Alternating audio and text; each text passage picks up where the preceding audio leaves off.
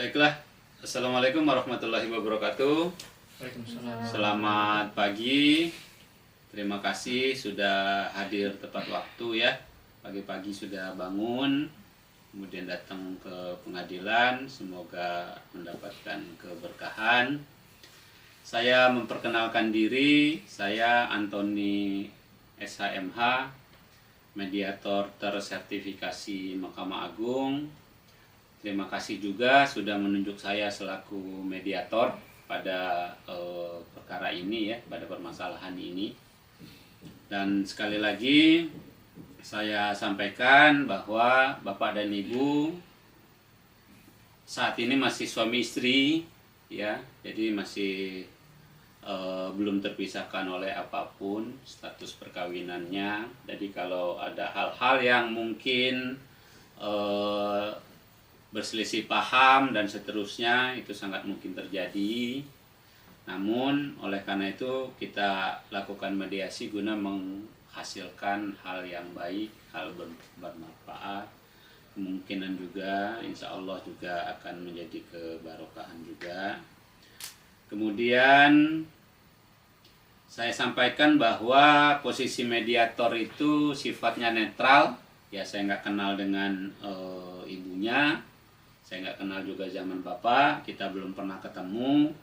Jadi segala sesuatu yang nanti saya putuskan, saya ucapkan semuanya bersifat netral. Nah kemudian juga bersifat rahasia. Jadi kalau nanti kita ada ketemu, kita berdua ketemu atau kita bertiga ketemu, semua yang disampaikan itu semuanya sifatnya rahasia.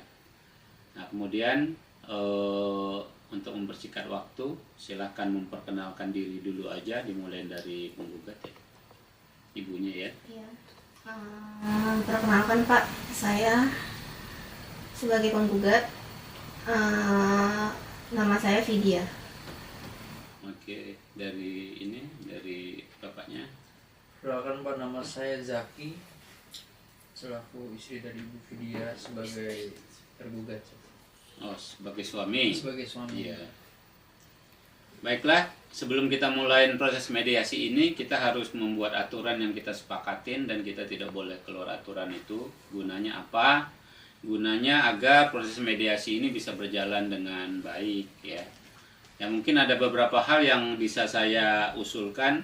Nanti jika ada kesempatan, paling lama waktunya 10 menit saya beri kesempatan untuk bicara.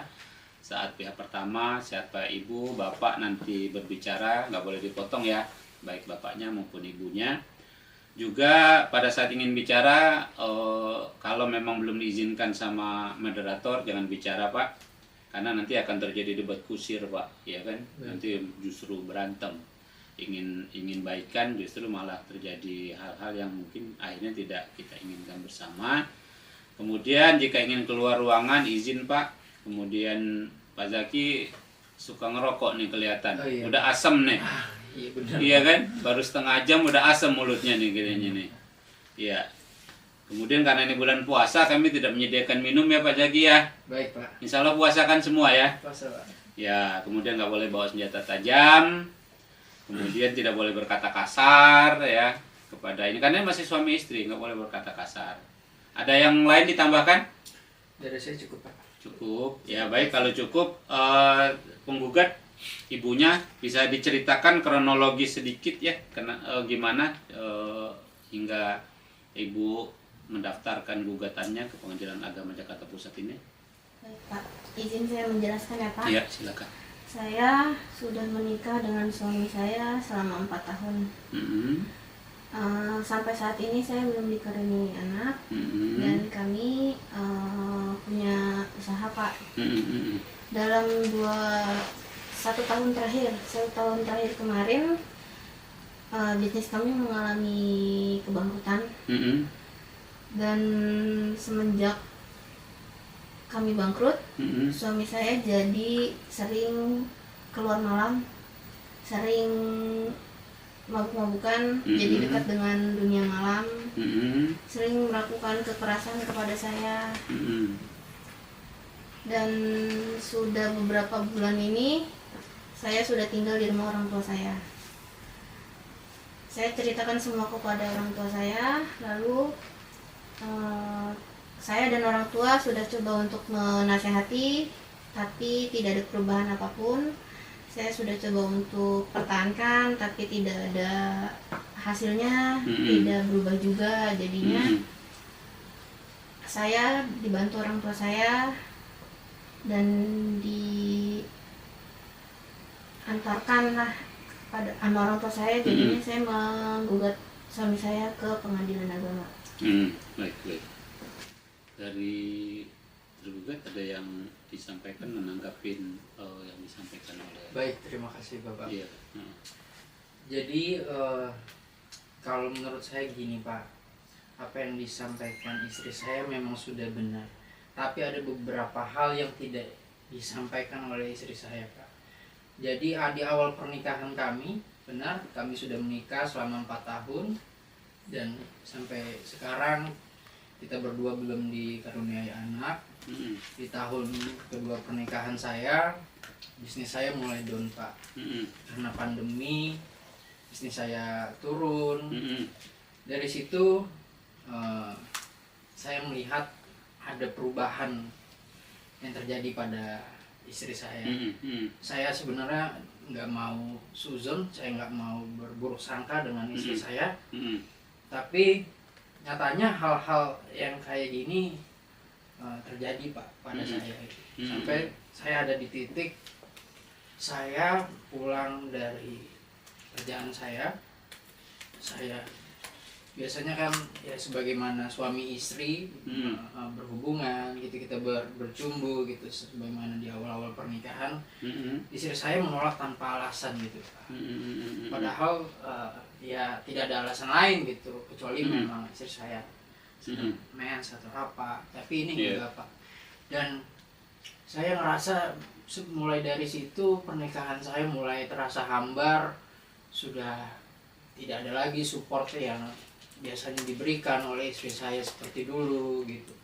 Sampai hal-hal kecil, saya bangun pagi itu tidak dibuatkan sarapan, padahal dulu istri saya sangat-sangat sayang lah pada saya. Makanya saya juga bingung Pak, makanya saya menduga apa yang terjadi perubahan ini di istri saya ini ketika saya mulai mengalami bangkrutan dalam usaha saya Pak.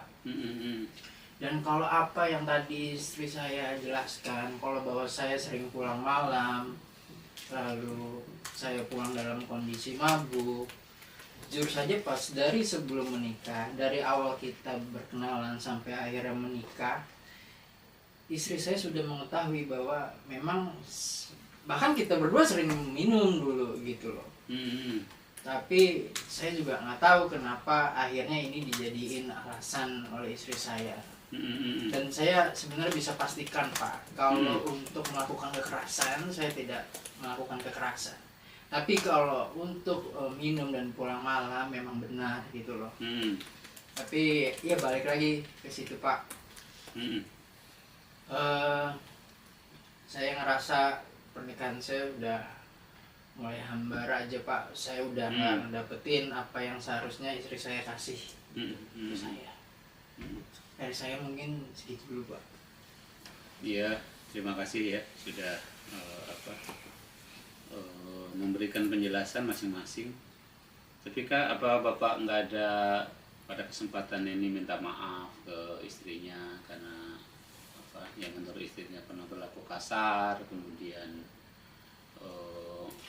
mabuk ya mungkin mabuk Anda tanpa disadarin, yang menurut istri semakin menjadi, Anda pulang malam juga semakin menjadi gitu, sehingga ini membuat istri Anda juga mungkin melakukan ini. Apa nggak ada keinginan minta maaf untuk memperbaiki masalahnya atau gimana Pak? Di awal setelah kejadian itu saya udah minta maaf Pak, tapi kan sekarang beliau tetap menggugat cerai saya gitu. Jadi menurut saya nggak ada yang perlu diperbaiki lagi. Mungkin memang ini jalan terbaik ya Pak, saya bercerai dengan istri saya. Dari dari penggugat ini apakah bisa memaafkan? Karena menurut dia ya mungkin karena kondisi namanya usaha lagi jatuh ya kan, berarti psikologis si suami kan pasti beda lah ya. Heeh. Tidak ada lagi Pak yang perlu dimaafkan, tidak ada yang bisa dipertahankan. Saya udah bulat dengan keputusan saya. Baiklah. Ini sebenarnya kita punya kaukus ya, artinya saya bisa ketemu Bapak dulu, ya kan? Nanti saya mendalamin kasusnya, saya bisa ketemu Ibu, bisa mendalamin kasusnya. Apakah itu kita perlukan agar masing-masing pihak ini bisa kondisionalnya lebih baik dari sekarang atau seperti apa? Saya rasa tidak perlu sih Pak. Oh iya, kalau dia tidak mau, saya juga tidak mau Pak. Apa lagi? Nah kemudian kita kan ada kasih kesempatan ya sama pengadilan ya, 30 hari ke depan juga bisa diperpanjang kalau mungkin ya. Apakah kita akan ambil kesempatan ini ya, Anda bisa saling merenung dulu, bertafakur ya kan di masing-masing. Ini pada sholat kan ini? Iya dong, sholat dong. Masih sholat Pak. Iya namanya kewajiban ya. Ya memang harus bersabar karena ibadah terlama itu pernikahan. Oleh karena itu ya kalau bulan puasa 30 hari kan. Kemudian hari-hari cuma 1 hari 24 jam. Tapi pernikahan itu seumur hidup. Oleh karena itu dibutuhkan kesabaran dalam menjalaninya gitu loh. Nah, sekali lagi saya kasih opsi, apakah kita akan ambil opsi 30 hari ke depan, kita jadwalkan kembali atau seperti apa Ibu, Bapak ya? Saya rasa tidak usah Pak. Saya rasa ini udah cukup. Udah cukup. Saya udah nggak mau lagi lah. Kalau memang dia mau cerai, ya udah cerai aja. Dari ibunya gimana Bu? Sama Pak. Baiklah. Sekali lagi dapat saya sampaikan juga bahwa mediasi itu bukan cuma di awal ya. Artinya dalam proses perkara boleh terjadi mediasi, dalam proses saksi nanti boleh terjadi mediasi, masa idah juga boleh terjadi mediasi, kalau pengen rujuk misalnya gitu loh. Jadi saya berharap ini bisa dikasih kesempatan kalau memang nanti ada keinginan untuk mediasi dalam persidangan, silakan disampaikan kepada majelis. Ini boleh. Boleh. Artinya karena sebelum putusan itu inkrah, itu statusnya tetap menjadi suami istri. Ya, karena ini sudah menjadi keinginan bersama, kita anggap ini tidak berhasil ya. Ini tidak berhasil, nanti kita akan dibuat berita acaranya, nanti masing-masing pihak tanda tangan.